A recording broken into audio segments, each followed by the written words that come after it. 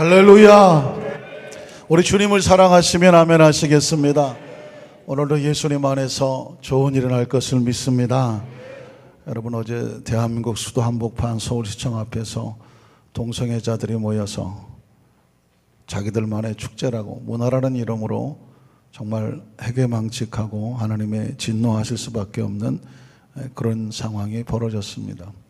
관심 있으신 분들은 이미 알고 계시고 또 기도하고 계시겠지만, 소돔과 고모라는 바로 동성애로 인하여서 음란하고 타락한 도시가 되어서 하나님의 심판을 받았는데, 우리가 평화롭고 아무 일도 없는 것 같고 전쟁도 없고 아주 자유로운 것 같지만, 치열한 영적 전쟁이 어느 시대보다도 더 무섭게 벌어지고 있다는 사실에 대해서 우리는 경각심을 가져야 되리라고 믿습니다. 전 세계에 나가서 이 영적 전쟁을 수행하시는 선교사님들을 위해서, 또 이 땅에 하나님께서 세우신 아름다운 나라의 복음으로 민족 복음화를 이루어야 되겠는데, 모든 교회들과 하나님의 종들과 백성들을 위해서 또 오늘의 안산시가 영적으로 어떻게 되어야 되겠습니까? 거룩하고 성스럽게 되어야 되지 않겠습니까? 우리가 맡겨진 교회와 우리 모든 성도들의 사명이 바로 이 지역에 세우실 때는 이 사명 감당하라고 세워주신 줄로 믿습니다. 오늘 말씀을 듣기 전에 선교사님들과 또 민족 복음화를 위해서, 안산시 복음화를 위해서 하나님 말씀을 통해서 내게 맡겨진 사명이 무엇입니까? 이 사명을 잘 감당할 수 있는 하나님 말씀과 능력으로 깨우치고 무장하게 하여 주시옵소서. 우리 한번 주여 삼창하고 통성을 한번 기도하겠습니다.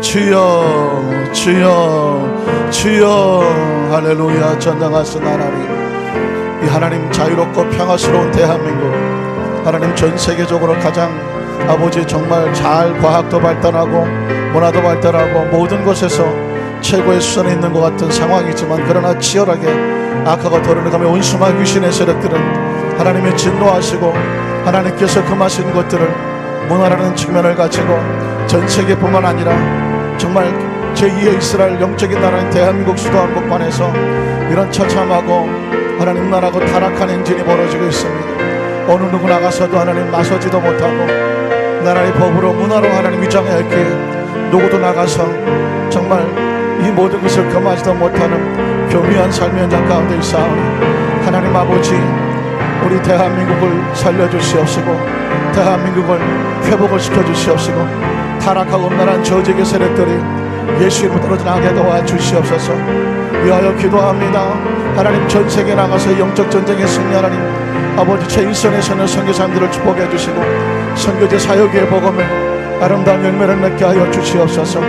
하나님, 우리 안산교회 성도들 하나님 특별하게 이 아름답고 축복된 도시 안산에 몸된 교회를 세워주시고, 하나님 종들과 백성들을 이곳에서 기도하게 해서 싸우니, 하나님 백성들을 불러 모아주신 이유는 이 지역을 살리라고, 이 지역을 지키라고, 이 지역을 거룩하게 하라고, 이 지역을 성스럽게 하라고, 이 지역을 복음화시키라고, 이 지역의 복음의 빛이 하나님 타락하지 아니하고 음란하지 아니하고 거룩한 순결한 도시로 만들라고 몸된 교회 우리 성도를 세우신 줄로 믿사오니, 오늘 사망을 끌어안고 것 같이 기도합니다.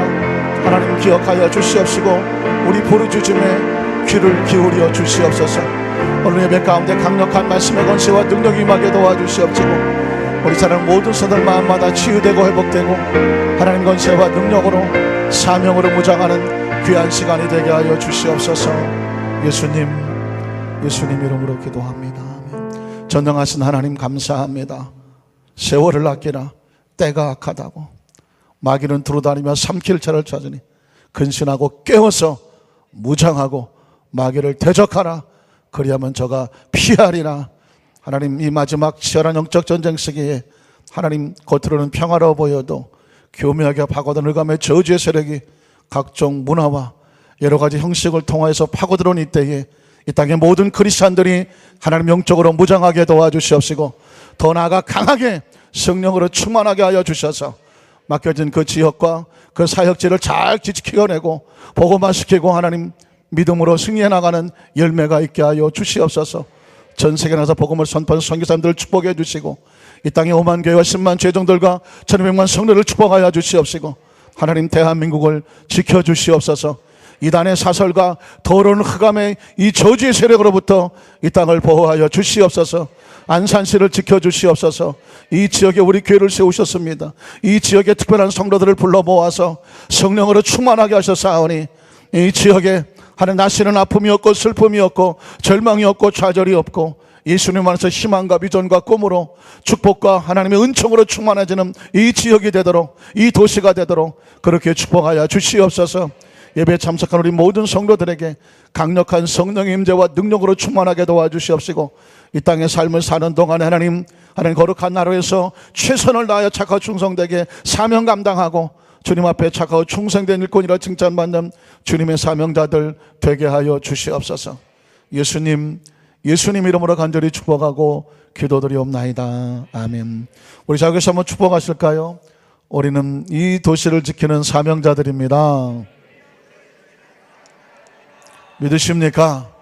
하나님께서 이 시대 속에 이곳에서 이 몸된 교회를 통해서 만나서 하나님 예배드리게 하신 것은 바로 하나님께서 특별한 군사들 함께 모여서 기도하고 우리가 살고 있는 아름다운 도시를 복음화하고 성시화하라고 우리를 세워주신 줄로 믿습니다. 한번 따라 하실까요? 아픔과 상처는 무엇으로 이길 수 있나? 이런 제목으로 말씀의 은혜를 나누기를 원합니다. 우리가 흔히 쓰는 속담 가운데에 10손가락 깨물어서 안 아픈 손가락이 없다라는 말을 쓰게 됩니다. 손가락을 개가 깨물고 앉아있네. 여러분 어떠십니까? 이런 속담을 많이 써보셨습니까? 무슨 뜻일까요? 손가락은 깨물면 아프니까 깨물지 말라, 뭐 그런 뜻일까요? 10손가락 다 깨물면 아프니까는 혹시 필요하면 몇 개만 깨물어라, 뭐 이런 되도 않는 이야기일까요? 그러면 뭘까요? 마치 10손가락은 정말 깨물어서 안 아픈 것이 하나도 없는 것처럼 자식이 10명이 있다고 하면 어느 자식이든 귀하지 아니한 것이 없고 부모가 사랑하지 아니하는 그런 자식은 없다, 그런 뜻일까요? 시험 문제가 나왔을 때 생각이 잘 안 나거든 답이 좀 긴 게 보통 답일 경우가 많이 있는데 마지막 답이 좀 길었죠. 10손가락을 깨물어 안 아픈 자식, 아픈 것이 없다. 자식이 10명이 있다면 아무리 힘들고 어렵고 고통스럽다고 할지라도 부모는 그 10자식 모두를 다 사랑한다, 그런 의미를 가지고 있는 거죠. 한 가지 질문을 하고 싶습니다. 아니, 부모가 자식을, 그 10명의 자식이 있으면 10명을 모두 다 사랑한다고 하는데 왜 하필이면 손가락을 깨문다는 표현을 할까요? 여러분, 식사하다가 혀를 하나 깨끗을 깨물어도 얼마나 아픈데 작정하고 손가락을 깨문다고 하면 이게 얼마나 아픈 것입니까? 그런데 왜 사랑이라고 한다는 것은 이렇게 아픔과 비교해서 역설적으로 표현할까요? 그것은 사랑을 표현하고 증거할 때에 얼마나 더 크고 아픈 것을 견뎌낼 수 있느냐, 오히려 그것을 역설적으로 표현하면서 사랑의 크기는 아픔을 견뎌내는 능력과 비례한다 라는 의미가 담겨져 있는 것을 발견하게 됩니다. 그래서 여러분, 이 세상에서 가장 큰 사랑은 어머니의 사랑, 부모님의 사랑이라고 말하는데 뒤집어 말하면 가장 자식을 키우느라고 온갖 힘들고 어려운 것들을, 그 아픔을 견뎌내고 그것을 전혀 힘들다고 하지 않고 그걸 끌어안기 때문에 부모님의 사랑을 가장 크다고 말하는지도 모릅니다. 여러분, 성경 속에 보면 예수님께서 그렇게 표현하십니다. 요한복음 13장에 보니까 사람이 친구를 위해서 자기 목숨을 버리면 이보다 더 큰 사랑이 없다. 여기도 역시 사랑을 말하는데 가장 큰 사랑은 친구를 위해서 기꺼이 자기 목숨을 버릴 수 있는 사랑이라고 말하고 있습니다. 이 세상에서 가장 무서운 아픔은 죽는 겁니다. 생명이 깨지는 것보다 아픈 그런 아픔이 있을까요? 그런데 진정한 사랑은 자기 생명이 깨져나가도 전혀 아랑곳하지 않는다는 것입니다. 왜냐하면 그 아픔보다 사랑이 더 크기 때문에. 이렇게 비유하신 예수님께서 자신의 양들을 위해서 목숨을 버린다, 이런 성경 구절이 나옵니다. 요한복음 10장 14절로 15절에 보니까 나는 선한 목자라, 나는 내 양을 알고 양도 나를 아는 것이, 아버지께서 나를 아시고 내가 아버지를 아는 것 같으니 나는 양을 위해서 무엇을 버립니까? 목숨, 생명을 버린다. 왜 버립니까? 그 양을 사랑하시기 때문에. 선한 목자는 양을 사랑하는데, 그래서 그 선한 목자는 양들을 위해서 목숨을 버린다. 그것을 다른 말로 말하면 사랑이라고 표현하고 있는 것입니다. 오늘 저와 여러분이 신앙생활을 하고 사명을 감동하고 이 땅의 삶을 살아가다 보면 아픔이 없는 사람 없습니다. 상처가 없는 사람이 없습니다. 우리 이것을 어떻게 견뎌내고 이겨낼 수 있을까요? 놀랍게도 그 아픔과 상처를 이겨내는 방법을 하나 생각해. 그것은 뭐냐면 사랑과 사명이라는 사실입니다. 우리 첫 번째로 예수님께서 당하셨던 아픔과 상처의 순간들의 모습을 한번 살펴보기를 원합니다. 예수 그리스도 하나님의 아들 아닙니까? 정말 슈퍼맨 중에 슈퍼맨이 아닐까요? 전능하신 하나님 아닙니까? 창조주 하나님이 아니십니까?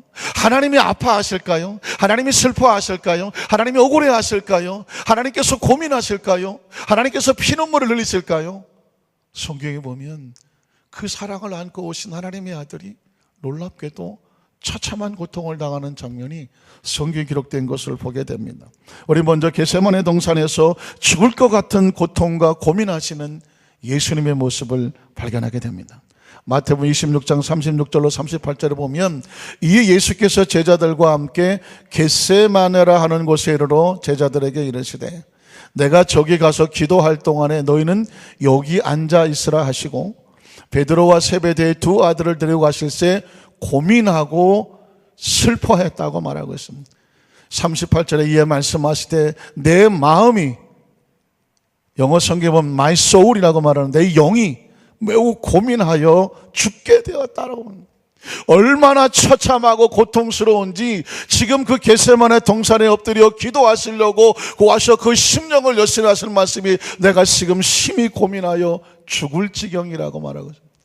그 겟세마네 동산에서 예수님이 기도하실 때 의사였던 누가의 눈에는 이렇게 보였습니다. 누가복음 22장 44절에 보니까 예수께서 힘쓰고 애써 더욱 간절히 기도하시니 땀이 땅에 떨어지는 무엇같이 되었더라?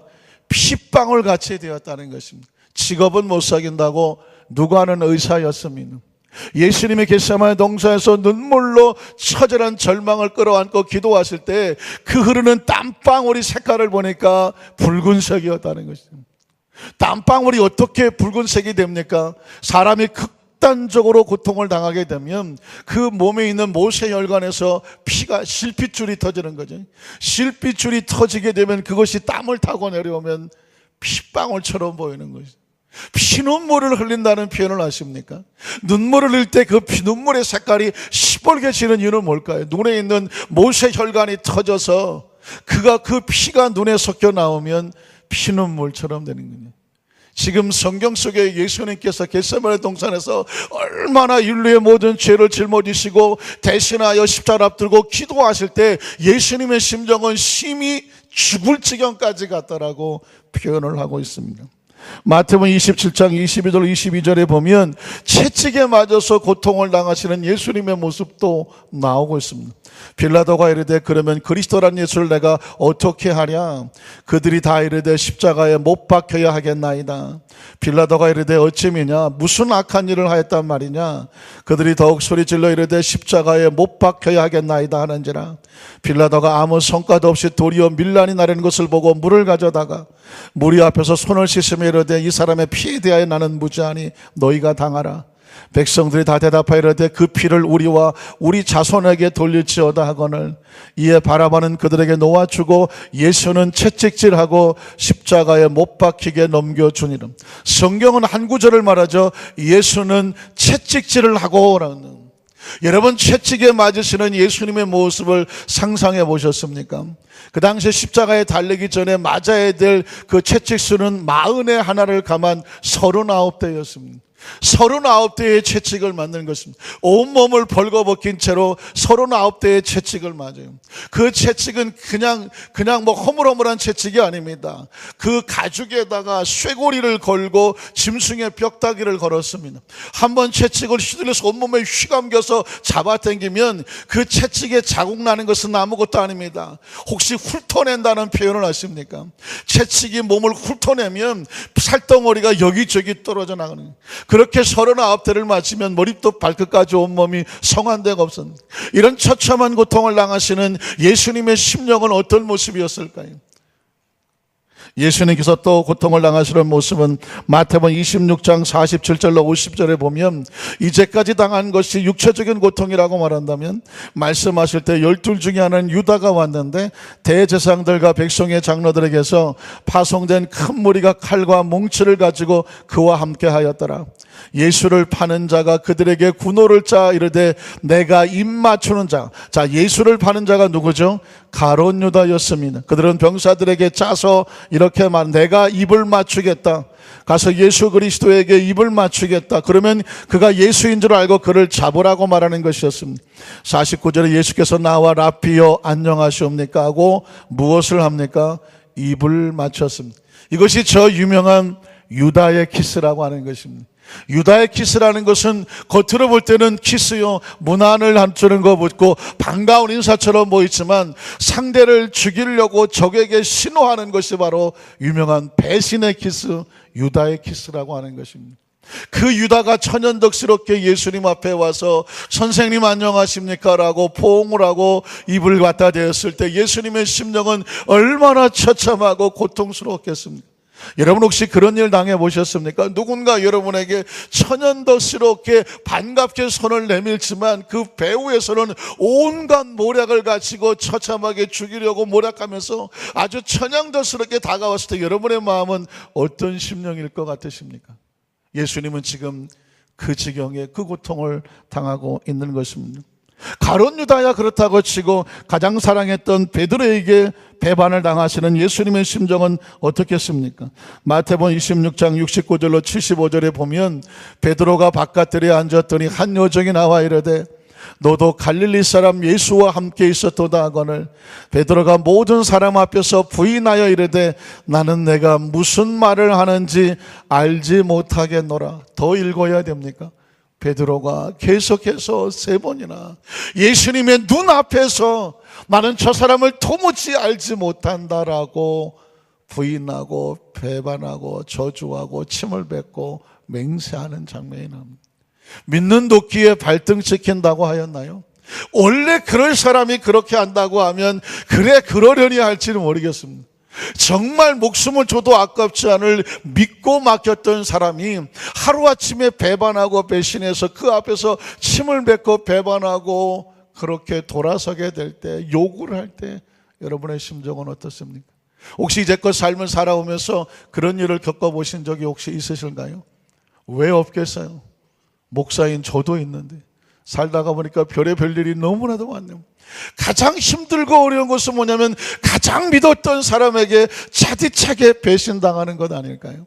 지금 예수님은 베드로에게 이 꼴을 당하고 있는 것입니다.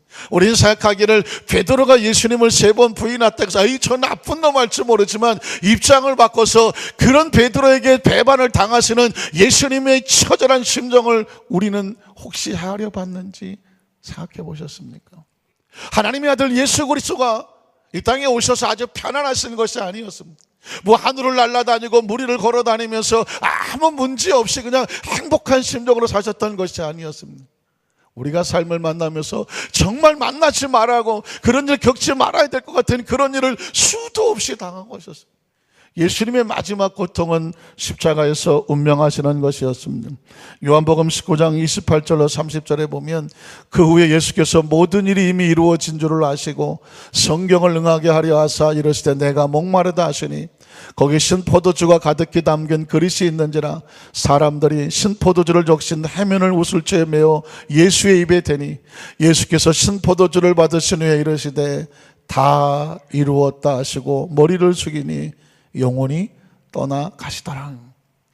이 땅에 태어난 생명이요 가장 무서워하는 순간이 뭘까요? 가장 고통스러운 순간이 뭘까요? 생명이 떠나가는 거 아닙니까? 생명을 잃어버리는 것 아닙니까? 그래서 이 세상의 모든 사람들은 죽음을 두려워하지 않습니다. 가장 힘들고 무서운 원수가 생명의 원수는 죽음입니다. 예수님이 그 죽음을 겪고 계시는 장면이 오늘 성경 요한복음 19장에 있는 내용인 것입니다. 사랑하는 성도 여러분, 인생의 삶을 살아가면서 우리가 겪는 아픔과 고통이 이 중에 하나라도 있어도 정말 얼마나 힘들지 몰라요. 겟세마네 동산에 하는 피눈물 나는 기도의 현장, 채찍에 맞고 부끄럽게 수치스럽게 당하는 고통, 사람에게 억울하게 모함당하고 뒤에서 그 죽이려고 비수를 갖다 대면서도 앞에서는 아주 천연덕스럽게 와서 웃고 있는 그 배신자의 키스, 가장 믿었던 사람에게 발등에 도끼를 찍힘을 당하고 처참하게 외면당하고 무시당하는 모습, 그리고 마지막 생명을 다 깨트려야 되는 죽음의 순간, 이 중에 하나만 당해도 우린 못 견딜 것 같잖아요. 예수님께서 이 모든 것을 다 겪어내고 있는 모습을 성경에서 발견하게 됩니다. 우리는 예수님의 마음이 궁금해요.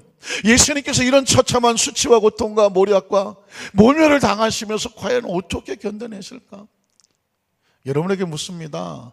우리 인생의 삶을 살아가면서 나에게 가장 힘들고 아프고 정말 막 머리가 어지럽고 얼굴이 하얘질 정도로 가장 힘들었던 순간은 언제일까요? 제가 성경에 또는 많은 믿음의 선배들의 글을 읽다가 보니까 가장 먼저 생각나는 게 코리 텐 붐이라고 하는 네덜란드의 유명한 선교사, 부흥사 여성인데요, 이분의 이름을 지울 수가 없습니다.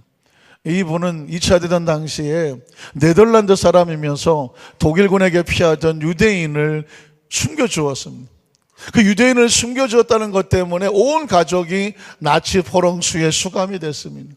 가장 악랄하기로 소문난 그 포로 수용소에 온 가족이 잡혀 들어갔습니다.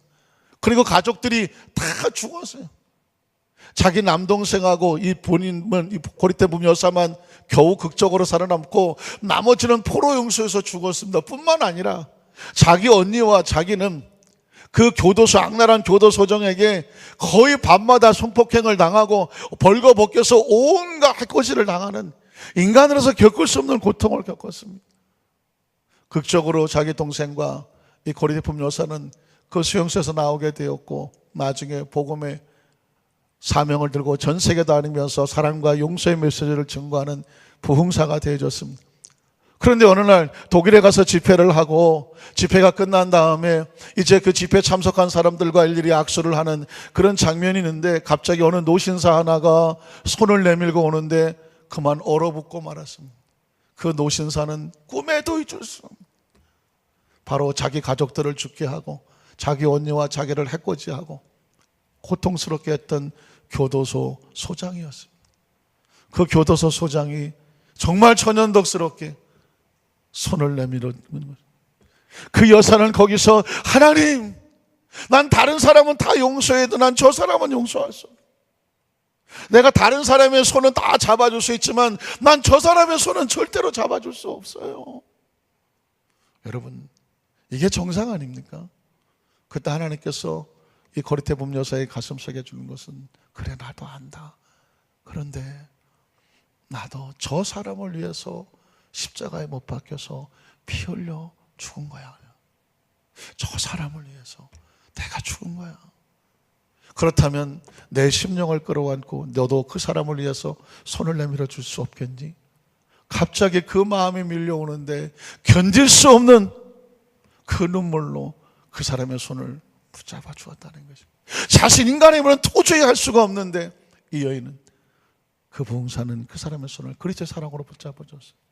놀라운 것은요, 그 손을 잡기 전까지는 온몸이 고통스럽고 견딜 수가 없었는데 그리스도의 사랑을 안고 그 손을 붙잡아 주고, God bless you, 하나님은 당신을 사랑하신다, 축복하신다.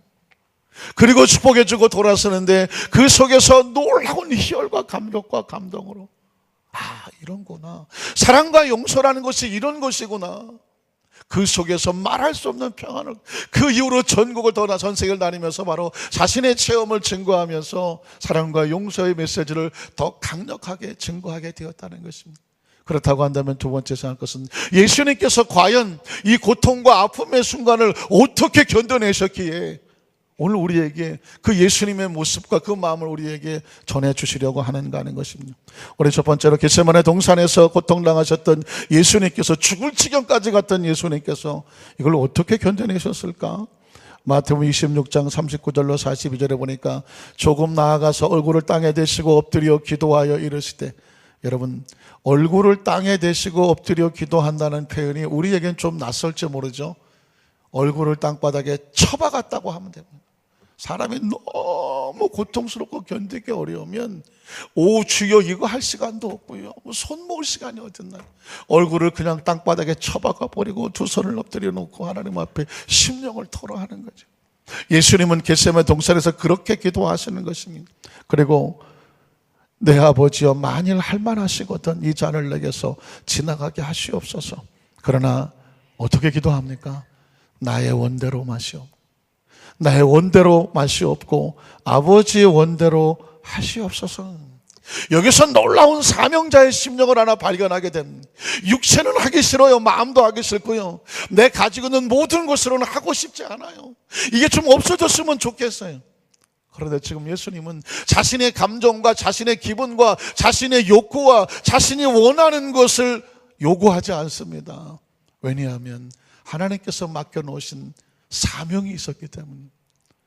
오늘 저와 여러분이 사명을 감당하고 신앙을 지키고 믿음을 지켜나가는 과정 가운데에 너무 힘들고 어려운, 정말 포기하고 싶고 이걸 좀 제발 없어달라고 하고 싶은 그런 심령이 겪게 된다고 하면 오늘 예수님의 기도를 기억하십시오. 아하, 사명자는 사명을 선택하는 거구나. 내가 원하는 것이 아니라 하나님께서 원하시는 것을 감당하게 하여 주시옵소서. 한번 따라 하실까요? 주여 나의 원대로 마시옵고 아버지 원대로 하시옵소서. 이게 우리의 삶에 죽을 것 같은 삶의 고통과 아픔 속에 겟세마네 동산에서 내 육신과 사명이 부딪혔을 때 우리가 선택하는 것은 하나님을 기쁘시게 하는 사명을 선택하면 겟세마네 동산의 고통과 아픔을 이겨낼 수가 있는 것입니다. 채찍맞아 고통당한 예수님의 모습은 어떻습니까? 아까 제가 말씀드렸죠. 이렇게 당하시는 그 예수님의 처참한 고통, 그럼에도 불구하고 이 장면은 패션 오브 크라이스트라고 하는 영화의 한 장면으로 보여지는데요, 그 영화의 장면에서 제가 늘 말씀을 드리지만 결코 잊을 수 없는 장면 하나, 이렇게 처참하게 무너지고 상처 입고 그 채찍 고통을 당하는 예수님께서 그 십자가에 올라가실 때에 강제로 질질 끌려 올라가서 억지로 올라간 십자가가 아니더라는 것입니다. 그 십자가는 다른 누가 대신 올라갈 수가 없는 것입니다. 예수님이 피할 수가 없는 것입니다. 예수님은 기꺼이 저 피투성이가 됐음에도 그 십자가를 향하여 기어서라도 스스로 올라가 손과 발을 내주시는 것입니다. 왜 그랬을까요? 예수님이 그 십자가를 짊어지심으로 말미암아 그 피 한 방울, 그 눈물 한 방울 통해서 인류의 죄가 대속하고 구원받는 사명이 있기 때문에 그렇습니다. 십자가는 무엇으로 지는 거냐면 사명으로 지는 거였습니다. 그래서 저는 저 패션 오브 크라이스트 영화를 보면서 제가 몰랐던, 상상이 안 됐던 거 하나가 깨우쳐졌는데, 그 로마 병정이 채찍을 휘두를 때에 예수님이 피하지를 않았어요. 누군가 우리를 향해서 채찍질을 하고 막대기를 휘둘르면 우리는 반사적으로 피하지 않겠습니까? 막아야 되지 않겠습니까? 그런데 예수님은 피하지 아니하고 자신의 몸을 던져줍니다. 그 채찍이 단 하나도 허공에 헛질을 하고 내려오지 아니하도록 자신의 몸을 기꺼이 맞아주고 있더라는 것이죠. 예수님은 채찍에 맞으신 게 아니라 맞아주신 거죠. 어떻게 생각하십니까? 오늘 저와 여러분의 삶의 현장 가운데 사명을 감당하는데 마치 예수님의 채찍질을 맞으시는 것처럼 내가 이 사명을 감당해야 누군가 살 수 있다고 한다면, 내가 이 사명을 감당함으로 인하여서 하나님의 나라의 아름다운 열매가 맺어질 수 있다면 기꺼이 그 사명을 위해서 우리의 몸을 내어주는 사명자의 길을 선택하면 놀랍게도 채찍은 더 이상 아픔이 아닙니다. 상처도 아니고 고통도 아닙니다. 6월달은 호국 보훈의 달이라고 말하죠. 현충일도 있었고, 해마다 6월달이 되면 우리는 나라를 위해서 목숨을 건졌던 우리 호국 열사들 다 기도하게 원합니다. 그 사람들이 기꺼이 전쟁터에 나가서 학도병도 있을 것이고, 때로는 맨손으로, 때로는 소주병에 휘발유를 채워서 그 무모한 탱크와 정면으로 맞붙으며 싸웠던 그 사람들이 왜 그랬을까요? 사명 때문에 나라를 지키겠다는 어린 나이에 사명 때문에 나라를 살리자고 나간 것입니다. 그들이 기꺼이 그렇게 전쟁에 나가 맞아 죽어가면서 억울하게 이를 갈고 죽은 사람이 있었을까요? 아닐 거예요. 기꺼이 저게 탱크 한 대라도 더 부수고 저 중공군 한 사람이라도 더 쳐서 죽이고 북한군 안 살면 쳐서 죽이고 이 한반도 자기 대한민국을 지켜내려고 몸부림치면서 마지막까지 자기들이 최선을 다했을 것입니다. 그걸 뭐라고 설명할 수 있을까요? 사명이라고 생각하는 거죠. 우리가 이 땅에 삶을 살면서 크리스찬으로서 사명자로 삶을 살아가면 이 사명을 지고 있는 난 사명자는 절망하지 않습니다. 사명자는 억울해하지 않습니다. 기꺼이 사명을 위해서 자신을 던진 예수님은 바로 그 사명을 선택하시니 그 채찍에 맞으면 속에서도 전혀 그 고통과 아픔 속에 억울하지 않습니다. 가룟 유다의 배신 앞에서는 어땠을까요? 마태복음 27장 5절에 보면 이런 단어가 나옵니다. 유다가 은을 성소에 던져놓고 물러가서 스스로 목매어 죽은. 성경에 보면 이런 조커를 하게 되는데 혹시 기억하십니까? 어떤 크리스찬이 성경 읽기는 싫고 그래서 그냥 하루아침에 마치 점을 치듯이 하나님 오늘 나에게 말씀을 주시옵소서 축 펴서 구석에서 이게 하나님 주신 말씀이다. 그런 약간 게으른 크리스찬이 있었는데 어느 날 이 게으른 크리스찬이 쫙 성경을 폈더니 마태복음 27장 5절이 나온 겁니다. 보니까 유다가 은을 성소에 던져놓고 물러가서 스스로 목매어 죽었. 응? 아니 하나님이 날더러 스스로 목매어 죽으라고 하셨. 이건 아닌 것 같은데 그래서 이건 아니야. 그래서 다시 한번 쫙 말씀을 주시옵소서 라고 폈습니다. 그랬더니 누가복음 10장 37절이 나왔습니다. 뭐라고 나왔나 보니까 이르되 자비를 베푼 자니이다. 예수께서 이르시되 가서 너도 이와 같이 하라 그래요. 응? 유다가 목매어 죽었는데 너도 가서 이와 같이 하라고 하니까 이 사람이 갑자기 충격을 받게 되죠. 그래서 아니야 대한민국 사람은 3세번이야. 한 번을 더 축 하고 폈습니다. 요한복음 13장 27절이 나왔습니다. 조각을 받으노 곧 사탄이 그 속에 들어간지라 이에 예수께서 유다에게 이르되 내가 하는 일을 속히 하라 하시냐. 그래서 이 사람이 정신이 바짝 차려 그 다음부터는 성경을 이렇게 쪽으로 읽지 아니하고 전체로 쭉 읽었다. 그런 웃지 못할 그러나 우스운 조커가 있었습니다. 그런데 여러분 기억나는 단어가 내가 하는 일을 속히 하라고 누가 누구에게 말했습니까? 예수님께서 유다에게 말했습니다. 우린 여기서 가룟 유다의 이 배신 앞에서 예수님께서 어떻게 이 배신자를 선택하셨느냐, 배신자를 선처하셨고 어떻게 대처하셨는지를 보냐면 사명자, 역시 사명입니다. 가룟 유다는 가룟 유다의 사명을 지고 가는 것이고 그래서 넌 네가 하고 싶은 일을 속히 하라고 하는 것이고 나는 내 길을 가는 것입니다. 여러분 어떠십니까? 우리가 사명을 감당하고 신앙생활하다가 보면 정말 별의별 사람을 다 만나지 않습니까?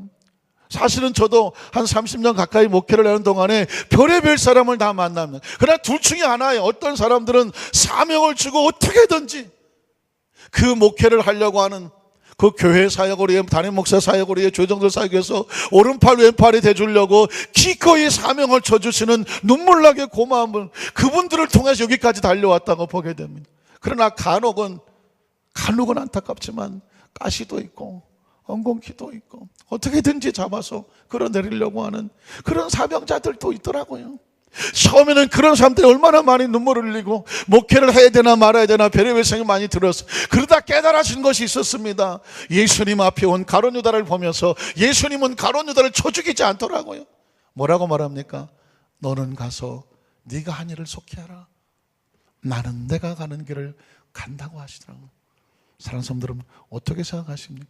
때로 사람 볼 이유가 없더라고요. 환경을 볼 이유가 없습니다. 그저 내게 맡겨진 사명, 그 십자가의 길을 향해서 나는 내 길을 가면 돼요. 그 사람은 그 사람의 길을 가는 것입니다. 가룟 유다는 가룟 유다의 길을 가고 예수님은 예수님의 길을 갑니다. 예수님은 가룟 유다 때문에 상처받지 않더라고요.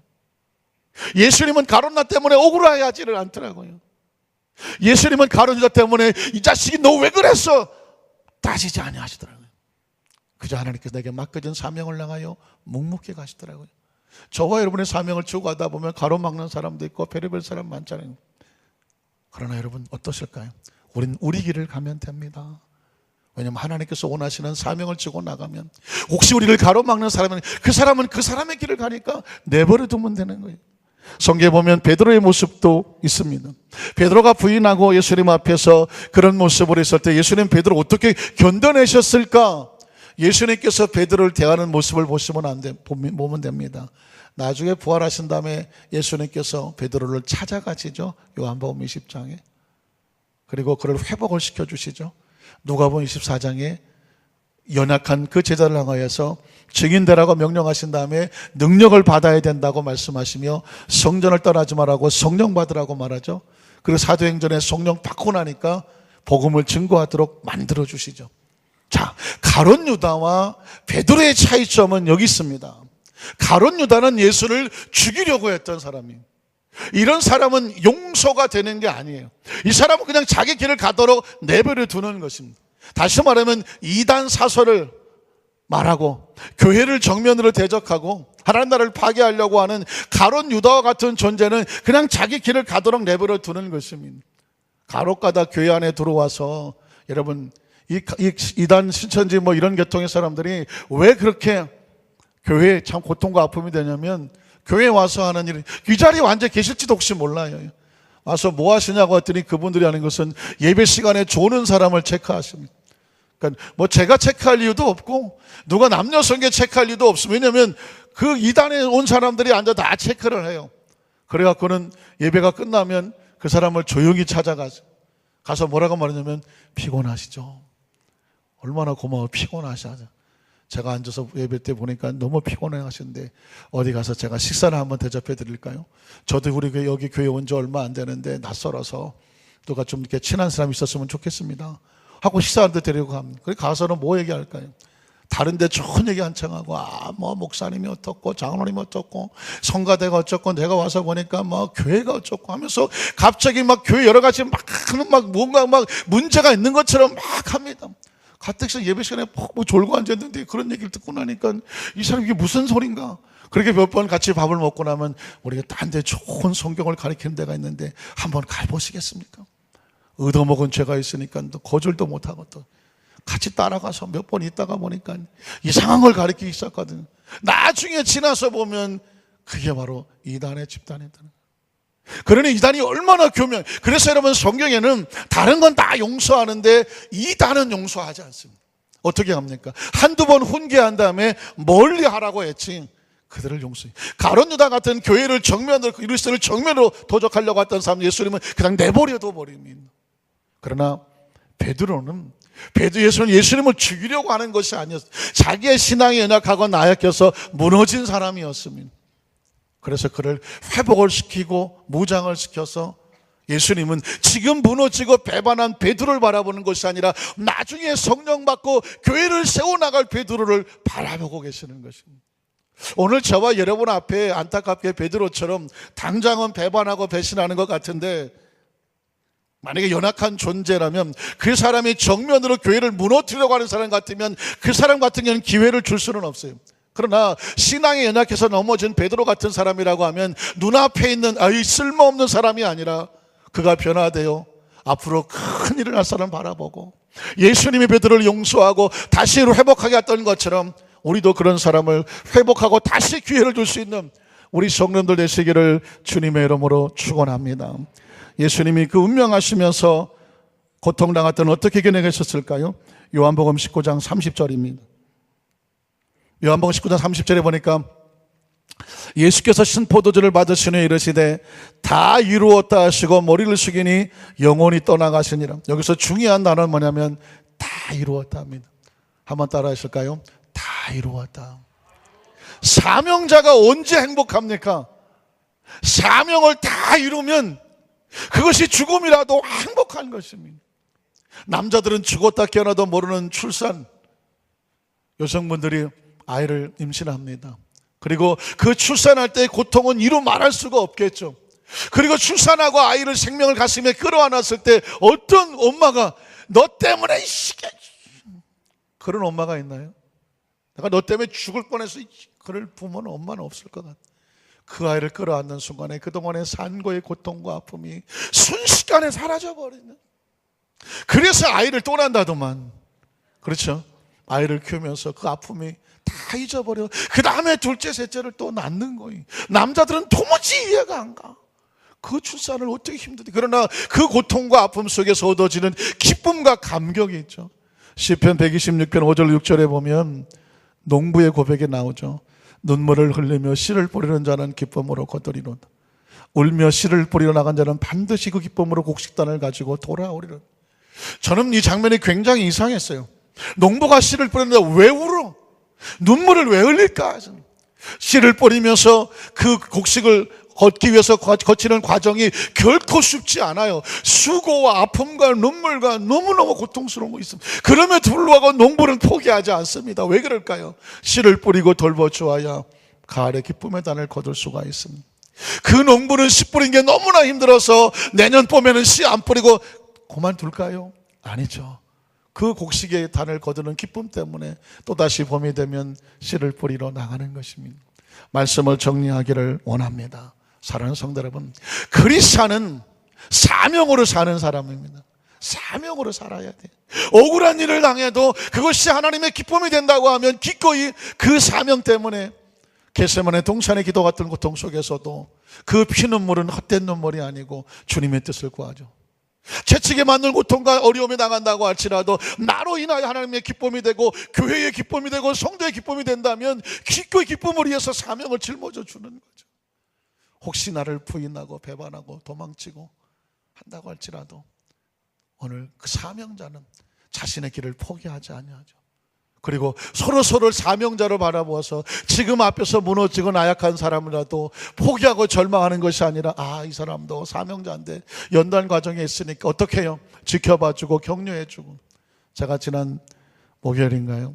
우리 단원교구의 신방을 갖다 깜짝 놀랐어요. 우리가 말할 때 이제 조선족 이렇게 표현하시는 분인데 중국 교포들이 한국에 참 많이 와 있지 않습니까? 이분들이 얼마나 신앙의 열정이 뛰어난지 난 깜짝 놀랐어요. 처음 예배 드리는데 깜짝 놀랐어요. 이렇게 열심히 있는 신앙인들도 있나? 우리 교회 손 이렇게 열심히 있나?